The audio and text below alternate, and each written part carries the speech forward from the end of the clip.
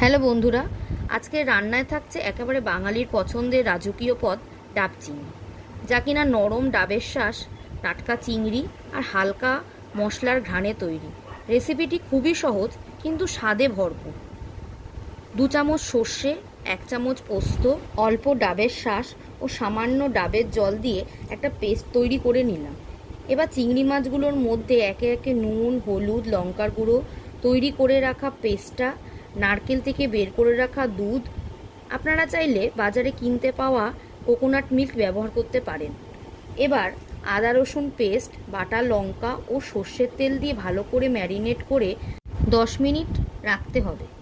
10 minute বাদে ডাবটাকে ভালো করে পরিষ্কার করে তাতে ম্যারিনেট করে রাখা চিংড়িগুলোকে দিয়ে আগে থেকে মেখে রাখা আটার ডো দিয়ে ডাবের মুখটা বন্ধ করে গ্যাসের ওপর বসিয়ে দিলাম।